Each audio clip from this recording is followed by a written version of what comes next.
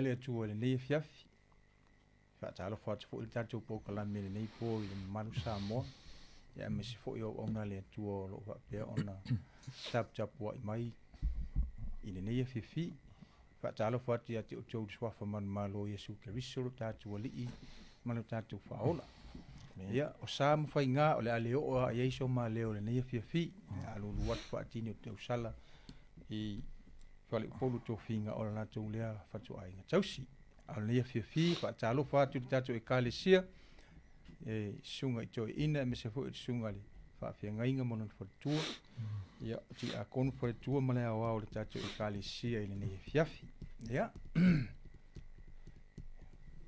fa talo fa tu lo sunga re ma lo se fua na sunga to ina o me ni li ya marulu ma fanfana ma no le fa ma sa so longa le me mai le ya fa tau tainga ne aso ke ya me uma la su ya ole a matal ta bukala ya ole a tau sa o le ta bukala me ne fi ona ini me ye fi ole a tatara noile ile ho tatara noile me tau le Faauuga ya tele a ho ina tatu fa longo ho I ile lai tu mo le lava enga ia la tu ho I ia tele ana fa pe mai va ai le Faauuga va ai lo Faauuga te ua a wete fa ta mala le Faauuga la unga le Faauuga ia pe se fo le Faauuga o le fesili li pasta rebene le fiafi o le se tala le Tusi Paia le me o le a fo I le me ta o le Faauuga ya uia ma ya na ftau I le upsa mo Faauuga ya ole o luanga so e konga e kiwa sa klu ata o Faauuga me na ta e sa ma fa na o le u o inga e fa u stasi o inga ku le u le ulu po le be sa ia be smear anoint or smear with oil ya wa le winga ngale upu e pelula yai upunga mashak kai folinga le upunga le mesia the anointed one le upunga mashak means to anoint or smear with oil il Tusi Paia la ata ulo la Faauuga o le meanga e uso mai le mafau literally speaking o le hu o le sa o le u pe u fo le ulo o se tasi io ia poni mea mo le Faauuga ina wa o le winga lavanga ia o le upu ia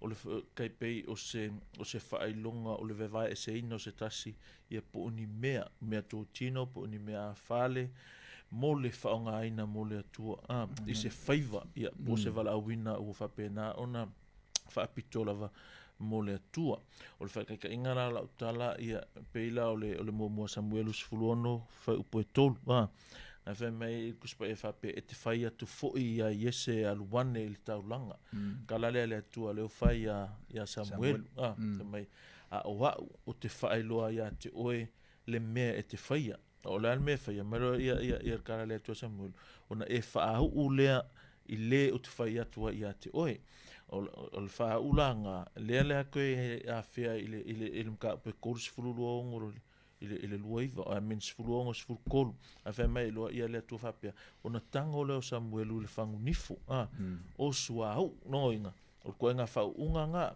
literally bring the oil a mile le suau sa ai lunga le u le fa o le me nga fai o le sauninga e fa le tino ai lo na winga fa le nganga la nga fe mai kala a Tusi Paia mai o no Sofia le o tavita ele nganga o Iova o le fakingonga mai lai fafu o le mai fangu ma fa o le ulu but it's a spiritual thing la fe me kala Tusi Paia tu sai mal mul maulang pa even mai o no Sofia le o tavita ele nganga o Iova na fu mai ile ala vaso o inga la ke mi a ko ale nga fa ia manga lua I tavita na wa umona fa uina e fai matupu o kanga ka wa vai se ina o tangata o le fina ngalo le o le atua ia ina e fa pena ona Faauuga ina ele atua.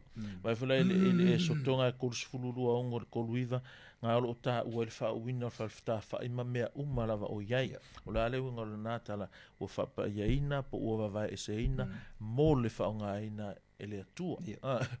O le fa fita uli la le I pe onga ta o onga mea o ka fa long so e fo. Pe vonga le ia te le lau faauuga va ai lau faauuga fai mea le faauuga la unga le faauuga pese faauuga mea fa pena ia ela feliloga ela ma confuse ele stangata inga le vanga onga o faafita uli lava e tusa ai malo manatu I Sione o fai er Cristiano le fa mafa ile mea le ono te tau ona ave iai le whaamamafa. Whakaika ingala o I lātou e ave le whaamamafa I le mea le tele nta tā ua tātou. O vaengai e whakaua mwhaamamafa mea alo whalengang pa ia. Ki le whaatu whape ua le au ngā pe le tā ua. Alo inga o laukala. Ua too much le whakaua I mea le te tau ona le whatau. O vaengai ka o kako charismatic movement. Ia o le Word of Faith movement, ia prosperity preachers mea penga, te whaalongo lava e lava, ngai talanoa mai lava, I le whaunga pise mea fu ngale e sa ili e tātou, se mea whaunga tātou whaia, they say whauina, mai, soli, makau kia le whauinga o le launga, makau kia le whaunga o le pese karangoa, marika māloa, ka kilangonga le leile, le whaunga, so o e loma le oanga whai mai, saulo rai mai whakaunga ngā, mai, nga lue tam fai ia sili atu lo faunga ko nga me tam fai maua faunga ngai lo kai ka they say special anointing special anointing ia ele ole tu langa nga male me te tau ona ia e ala onga fango ngoa ka ia ona ole le talafea ngai ole mea ua fai male faasino mai al Tusi Paia te whaalongso o lava I kala lea. A wal whaamaliaina o le level ngaua iai, level whaunga. Te o whaalongo I se o di ngā maisika malo. Ele kasile lua le kom. O whai kaunga. Sole. Ko iki ova marse launga ka ule upulea. A fika kuma upu malemea Talanoa e mar concept me. So unnecessary. Ese lava le winga ole upfa unga la Talanoa ese le winga le kongole ole kuspa ia fai pe lava mai va ai lo fa unga ia wo ko nga meanga wo ngingi fa kasi me uma baptisonga ole fa na fo wina ole fa unga because this the thing you need the Cristiano na malama Sione ina o fa na fo wina tangata o mea umai ana tutupu ia te oe. Ua whanau fo wina oe, ua whaamanga loina o ngasala, ua taua mi o tonu wina oe, ua tongi ola ina oe, ua papatiso ina oe, papatiso le anga pa ia, ua whaau wina oe. O le saula le anga pa ia kako, he comes to us with the whole lot. Ua whaamau whailonga ina e tātou, we are sealed, we are justified, we are redeemed, we are anointed, all those things.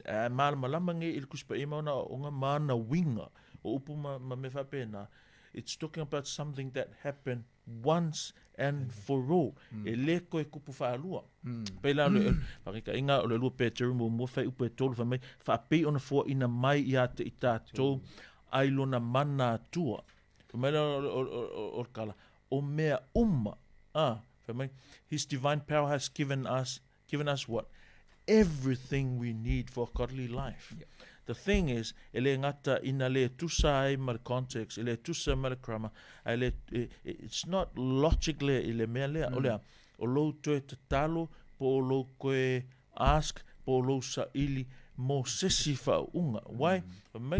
His divine power has given us everything we need for a godly life. O whamoi meonga ka kolang, to live a godly life. Ya koe wha upu fo iau, la wha moka kolang, inga ia vi ia le tua, same thing. Vi ia, anga le vi ia le tua, I se o langa le godly, I se o langa le ami o tua. Melo la, a godly life through our knowledge of Him who called us by His own glory and goodness. tāua ia la le mea o le kākala. Me whai mai, I lo tātou, I loa le lei o le na wala au mai ai tātou. I lona le lei e sili lava. O le mea la le tupu I, a whapela koe whesef sini, do we need another anointing? Do you need, o le tali, e le ai. E kusa e marakala kuspa iwa mai, whaapei ona fua ina mai, ia te I tātou ai lona mana atua. O le ale mea fua ina mai, o mea uma, e o oa I le ola ma le ami o tua. We don't need another anointing to live a godly life. O le kalawe mai, already given to us. Yeah, o mala ia le mua yo ange lua sifulu mai, but you have an anointing. But you have an anointing from the Holy One, and all of you know the truth. See, and this anointing come with this knowledge. On melak fia kanga fa mafia Sione ole upu fa mai, but you have. Nganga kuspa ia mai, ola it's present tense. It's active means we are doing, we are, and indictive means the truth. The truth about you Christians, the truth about us is this. You have the anointing. O afasama mai, o ngawe ia te utou, ngai ia te utou le Faauuga, o lo o iai nei lava. Whamelo la ia lea. And all of you know the truth. Ngo inga la, o se me whapea, o lo o iai lava nisi, o lo o tatalo pea lava, po o sa ili pea lava, mo le Faauuga, lona winga, e le o iai lava se iloa o le upumoni. Lona winga fui, e le I whaola inga. E sea, lang fui le anointing comes once and for all. You can't find in a Bible. You'll be surprised. I think heaps of people, especially lava ia uso I o tātou, ko kele tangata la whapenganga, ke I whaalonga lau karo whaku. Ke le maua kon kuspa ia se whakongunga e ke kalo e peksa ili se Faauuga. It's something that happens once and for all. Whamera whai pulua kasi ole, o mwara wanga I anem ta pulu whamai, I do not write to you because you do not know the truth. Whamekala a yongi, kele ikusi aku o ngā ua tau le loa le mea moni, whamai, but because you do know it, and because no lie comes from the truth. Longa winga. Te lea whare e konga I ngā, e ala, whamei yongi, alanga ukusi aku nga uko loa le mea moni. A le mea moni e le se pelo sa wai. A whamai, but you have an anointing from the Holy One. O le tua lea. And all of you know. O le upula ngā no I, o le upunga oida te kusemana te clension lai. It's in perfect tense. O perfect tense I le a kongo o mea I le whemei si uso langa whemei o le mimi loa le upo le tua. Sorry, langa le upo le tua kusi nganga le kau whamkara koa. A perfect tense ve ape I le nganga kuspa ia. O le winga le o se mea o longa tense le e perfect tense o le o se mea na tupu I le tua nai a ona fianga e o mai I le luma nai its effects, its influence, it's lingering on I le terminate kusala le mai o ngai te outou I le Faauuga and all of you know if o linga mai present tense but it's not present tense outou I loa le upumoni mea ngai ala inga ko whaapea mea ngai ala inga ko wola in the way you do why? Because wa tau I loa wa because knowledge change people, knowledge move us. A matter of fact, it's knowledge that make us Christian.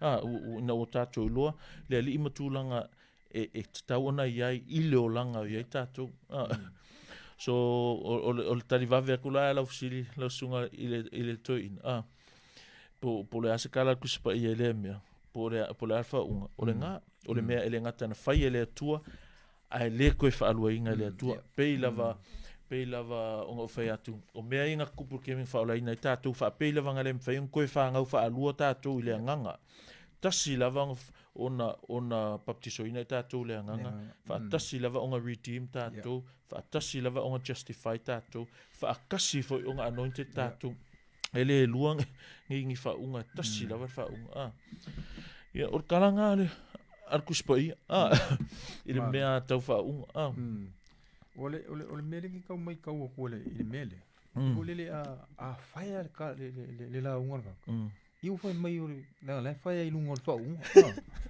Ka koe fo. Ale fai le la unga lisi ka me le se Faauuga. Nga me mapenga. Langa fai foi I tatou lotu. Te vanga o karonga mai ko le langonga se Faauuga. Yeah.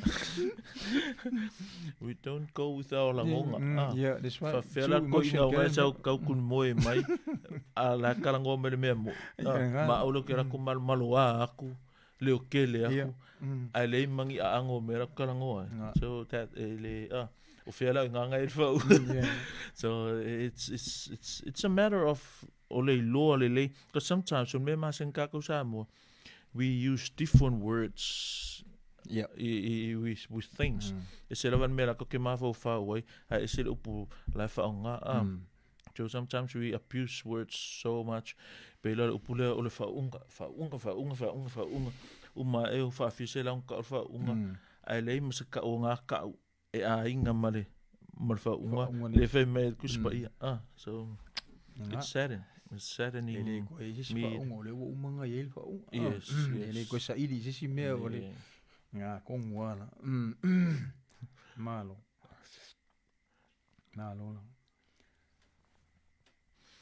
Ele si me foule ke fa lungo ku ye. Fa mai ole fa le new anointing. Ole fa ole fa unga fo. Ole si me. First anointing. Yeah, masal. Ole se. Yeah. Ole le me. Le me ole fa unga fo. I think it's kind of related to me. La vale ne si mo mo e ngo fa long so lava o e kalanga. We fa long so kalava pia. E mai. O le ele mai al fa unga ngafie fa yengi. Sa ele fa unga fo. E se al fa unga le lava yaso e se fa unga le neva yaso. Tu já lá mara o silipo pe se me ka o se fa unga fo. No. Pero it's happened once and for all. There'll be no more anointing. Pero fa pesis ka usilia kun pokoro Tusi Paia. You probably find se me ala fa tonoita, but I couldn't find it. Kele maua uia ilo vai le I couldn't find se me fa penga. But this is the truth. This is a wonderful truth about us.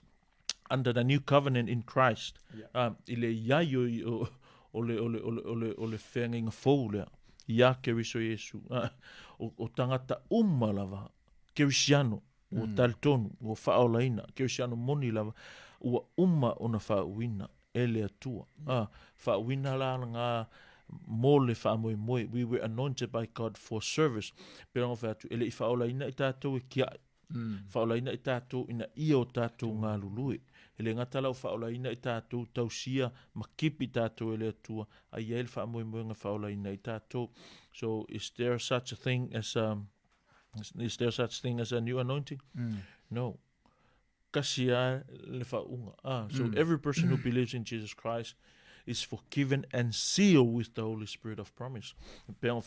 We are sealed once. We are born once. We are justified once. We are redeemed once. We are anointed once. Mai ia le mua ayoange mta polo fikua mai the anointing you received. Ole faunga le nawe ya te utou mai the anointing you received from him remains in you. Ole faunga ngau e mau mai ya te ia mai ole fauina foi wo to mau mai ya te ia e tu maulea ya te utou longo winga ole almela su e si faunga la fe mai kala ayoani ole faunga ngang ko mo mai ile tua ele alwese ai ku mau ya te utou faunga le fe mai. And you do not need anyone to teach you. But as his anointing teaches you about all things, and as that anointing is real, not counterfeit. Fake. It's a real one for me. Just as it has taught you, remain in him. Fa'apei lava. Fa'apei ona o atu ya te utou, e lea lava fa'uina, I mea umalava. E moni fo ilea ai le ai sona pelu Mai whape ona o atu fo ia te utou, ia utou tu maulava ia te ia. O le whaunga lea, mai ua maua e utou mai a te ia, e tu mau lea I tu tonu ia te utou. O le upunga whaonga I ngā leo. Ile ngā kusipa ia o le upunga meno means dwell or lives. It's stay in you. Mai, the anointing you receive. O le upunga received e ngā o lo talanoa o kula fungo le ngā kusipa ia o lo karango o tense ngā it's aries tense o le mea ngā tupu le tuanai. A whapele au se mea I le tense ngā ka o le aries tense. O le mea tupu le tuanai e le koe mawhainko e suia I le teminei. O wangi mea kako ke whaia weekend. Pea koe ngā mea whunga whakaika inga o ngā whana wina oi. O le ngolo ka māta tupu. Po wangi si mea koe wharke mingi. E le mwhainko e suia o lan mea muni. O umang whanga winga oi. O lo ka maengo ya tātupu. We can't change the truth. That's history. That's how aries tense work. Al aries tense la e mai. You received. From o lan mea received. Anointing. Longa winga, the truth is, wa umman fa wina o to. Wa umman fa wina o to. From him remains in you. O le anointing lea, e nofo, e remain, e dwell, e stay in you, no matter what. E le kon whainga sui. Okay, it makes sense la mea lea, o lo te talo mo sesi whaunga. E le se mea ka o se whaunga fau. E le se mea ka o se whaunga. E kasi la vale le whaunga. It is God who made us both, us and you. It's God that make us and you stand firm in Christ. Mai whala ia leo o Paulo mai, he anointed us. Again, o le upunga ngā fo ele aries tense. Mai ua uma o na whauina I tātou mai, o le whaatuma wina fo I mātou, whaatasi mau toa keriso, mana whauina I tātou. O airunga, o lea tua lea. Nonga winga, as Christians, o tātou tangata, ua uma o na whauina. So the teaching of a new anointing following salvation is not found in the Bible, not found anywhere in the Bible. E leo iese whatonunga, e leo iese a onga, e ke koe whai e sisi, wailo whaunga, pe ke kakalo whaunga, pe ke sa ili whaunga. Kusa waka o whaale au ngā inga oe, ia mea wa uma ona whai e lea tua. A whapelo isis kako sa ili pea lava ile whaunga. It's more like, ngā kisa ili ia whanau whauina oe, wai, langa ili whanau whauinga oe. If anyone still praying for the baptism of the Holy Spirit, you're not a Christian. Why? Because the Bible says, 1 Corinthians 12:13, it is the baptism of the Holy Spirit that make us a part of the body. So the baptism of the Holy Spirit happen in the same time as all these things. Forgiveness of sins, or the anointing of the Holy Spirit. All these things, mea umaia, work whakasi uma happened ile taimi e tasi. E le whapea koe ngā mea whangare, o le whaakari se ia whea, whaakari there's nothing like that. So all believers, we believe that all believers are supernaturally and permanently anointed by the Holy Spirit. We are declared holy by the grace of God through faith in Jesus Christ. Ele ai se me ka o se new anointing. Ele ai se me ka o se fresh anointing. Ele se me ka o se koe pray for se si anointing. Kasi ale le whaunga. Longo inga la a kusme. Feso, ngau e whai mai sa oa ele koe whekaui ngā koe whai se si I kangaka e wailo whaunga. Ele koe whekau. Ama pēla kusa e makala kuspa ima o onga ele theology o mea kawang sala. O ang sala o lo whai leo mea la whai mai awa ke whaia, po o lo le whai o mea la whai mai whai. Longo inga. Every time you tell people to find or look for get the anointing, you're committing sin. Why? You're doing something. Ele e se whakongunga. Pea me wangale argument from silence.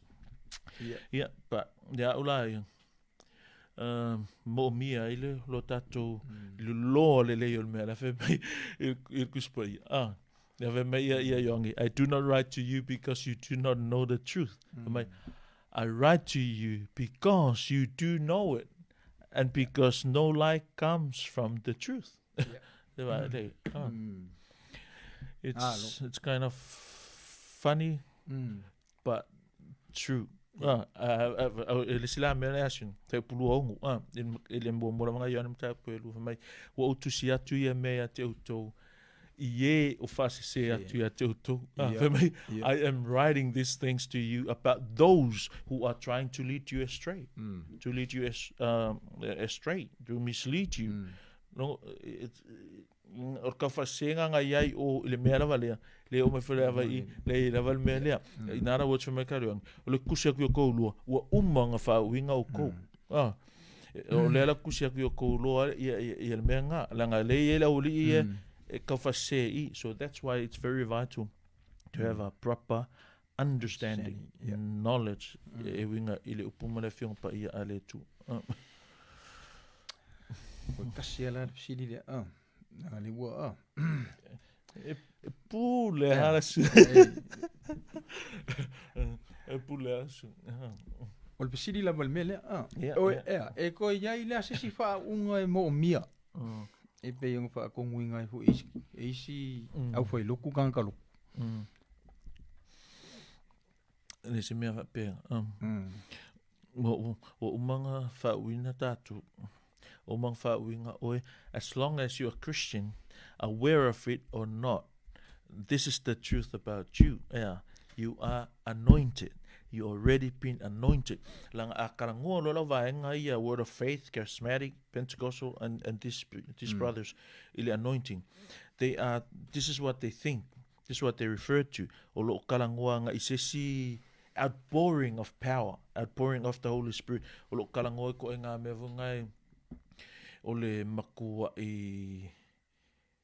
wa malu malipa ia malu o silia kulo afa pela o ke ka pace ka ko fa ili la kulo la io fese au fa oni mai o talo molo fa unga. This is what he means. Ya makua polo fesala ka e kai sisiva la langia ko. That's what he means. But that's not applicable. That's not biblical. Ele o fapenga se ele se onga kuspa e fapenga. A fapela ese son manatu. I would love to know, because this is what I think and this is what we believe. I would like to know what you mean by that. Lang Talanoa le Faauuga. Biblically, ole winga le kala le Faauuga. O se me e tupu tasi. Tasi lava e le to tupu faalua. Mai le ko alu se foi mo oi. It's gonna be there. E tusa male au mai kuspa ia. So le me au nga mata la itato o e ua avea ma tangata kerisiano. Malu hafita so ua malu malama ia vai. O winga lai o le ala vai fai pungisa me aisi. Ya. O le sili muli le la Talanoa le ia fa uma le tapu kala mele fa fi pe atu sai mulu ngaro pas. Ya, sao no ia lo so. Ya, tem tonua le na si vai ta vita huile va pena na le la va ta malo ai si vai lu mola tula o le tu. Ya, ele ia vea le me pe e ta inga e fa ingovi inga fu ia. A lotu nei ile nei taimi ma e te tono forsa. I think o ngā resi mea lango a mesi rawa tangata ia ta iwi inga. Ko me a kāmara ko ngā pisa ma siva mo le li ima. Ava aia kule le kai iwi inga e kakala e whaale mingo i vunga. Me ia mo lo iloa ea ma ava ei oe pe ngā ole tupo tangata o le atua. Ngā whemei ua ngā siva ngā le lava. But the thing is, ele or kalanga al kuspa ia. Ele ia se I think the context there for me ona siva leo ta vita mai ua fa malo silava I lumo iova. Fa mai lo la io punga so mai sa ofuta vita le fota ia vai. Ele se kalava pia anke el fua. O kalanga ia ole oke mekal alonko lua. Later on amang kurfinga ele. Ele sanka mai ka vika. Ole a finge o sau. A peu kau fa'afufua nga lokolom ko va ai ku au nga finge ma la ia o fa pe si bar kama lo mo fa mera ele ka kau skupunga si fa pe nga ko kikia a ke fua ai le fa men ke fua so la mea la ngai nga ale mea o ngai loa tātou ele whaia le sivanga ka avika mafua po se taiala e fika ngai ai a tātou vi inga ma leo langa tapua i o keusiano mea mo ia iloa oe o ka avika ele iola I kongo loko we are talking about the local, we are talking about the church o ka avika o le tupu i sara elu o tātou lea kako ke nge o tātou le lotu I think o principle le applicable ngā le kalanga a Paulo le whea Korinito mai pe tō te inu po la lava koko mea whai mai i o tō whaia mea umalava e vi I ai le atua mai wala ia le o le Roma sfulua whai e pua mea mua mai o le nei le au soe o te ai o yatu ia te o tō ona o le alofa muti vale o le atua i o tō tuina atua o tō tino I le atua o le taulanga ola ma le maali pa ia ma le maali o le mea le tauno o tō whaia fa melo la ia lea aua tō te a mio whaatasi ma le lalolangi longa winga la with that principle apply mai I fa me a whaapea la e ingi siva I kongolo siva whaleanga siva awot siva peo siva lalolangi e se a kako siva e se a kako musika mai ia Paulo au ko ke whaifa kasi mai do not conform to the pattern of this world longa winga e iai lava le mea kaunga whai e tatou mea o whai upulavanga e lua whai mai ai pei tai ia li liwina I le toe fuata ina o tō loto ina ia o tō sue pe se alfina ngalo le atua o mea ua le lei ma le maalie ma le ato o toa longa winga la o mea e le anga sala le ngi siva kongo lo e le anga sala fui le whai o le siva ai le conform to the pattern of the world e le se ketsi ango le hip hop to make it clear siva ngai siva I kongo na club langa e lisi he vainganga e ngai so ko kia tuma o la kamara o whaku no e lisi hip hop e whai makaraka what's wrong is that so what's wrong is that's not Christian e se lava siva ia ala o Cristiano so e sa onga siva ka avika al mea ngai e loa the context is that David was not a part of the church he's a believer laile langi e tusa makara Tusi Paia but we are the church e lei ma se kala il whenga fōu o se whātou nunga a mea ia tātou se siva I kongo loko I don't know no one knows I don't know but maybe someone knows but there's no command o kongo Tusi Paia whape whai se siva I kongo loko se anga sala le siva I kongo loko ele se anga sala pe a whai e tusa mai mea umalelei whai e vi I a ele tua a whai male au le mea nga ole do not conform to the skyli of this world so fōringa mea reka o ke mili markai